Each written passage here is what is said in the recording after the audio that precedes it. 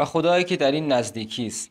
سلام، احمد محمدی با شما صحبت میکنه، مدرس و مشاور توسعه فردی و کسب و کار.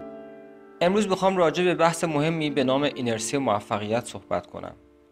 اگر فیزیک دوره دبیرستان یادتون باشه، قانون اول نیوتن رو به یاد میارید که به اون قانون اینرسی هم گفته میشد که میگفت اجسام ساکن تمایل به سکون دارن و اجسام در حال حرکت تمایل به ادامه حرکتشون، مگر اینکه یک نیروی خارجی به اونها وارد بشه. خب اگه ما بخوایم این قانون رو به زندگی خودمون بس بدیم، میبینیم که در خیلی از حوزه‌های زندگی ما در حال حاضر ساکن و ثابت ایستادیم و به اصطلاح قطار موفقیت زندگیمون کاملا خاموش و متوقفه و تا کار جدی هم نکنیم این قطار هیچ وقت تکون نمیخوره. برای اینکه بخوایم چرخهای این قطار رو تکون بدیم، نیاز به انرژی اولیه بالایی داره تا بر اینرسی سکون این قطار غلبه کنیم. عده‌ای از آدم‌ها تصمیم میگیرن این کار رو بکنن، شروع میکنن، هل میدن، زور میزنن تا این قطار ساکن رو حرکت بدن، اما در ابتدا خیلی باید انرژی بذارن و متاسفانه بعد از مدت کمی خسته میشن و از خیرش میگذرن، یا سرخورده میشن، میگن کار ما نیست، یا اینکه چرخهای این قطار خراب شده و اصلا حرکت نمیکنه، در حالی که کافی بود یه مدت دیگه به کارشون ادامه بدن و دلسرد نشن.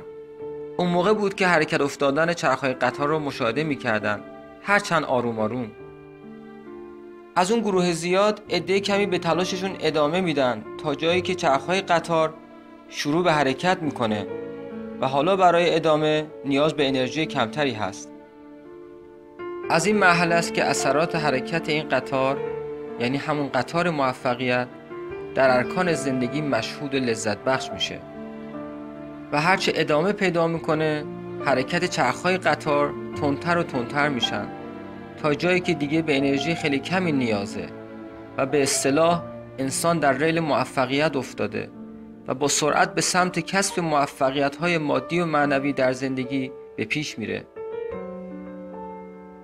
خوبه که تصمیم بگیریم تا حرکت کامل این قطار خسته نشیم، دست از تلاش بر نداریم و هر لحظه‌ای که احساس ناامیدی کردیم به لذت رسیدن به اهدافی که با پشت کار به اونها خواهیم رسید فکر کنیم تا این انگیزه ما رو تا رسیدن به مقصد نهایی کمک کنه. امیدوارم هرچه زودتر خودمون رو آماده کنیم برای اینکه قطار زندگیمون رو روی ریل موفقیت با سرعت هرچه تمامتر به حرکت بندازیم. شاد و سربلند باشید. آکادمی بازار مؤسسه‌ای با رویکرد تفکر نوین در زمینه آموزش و توسعه کسب و کار با بهره‌گیری از شیوه‌های نوین یادگیری.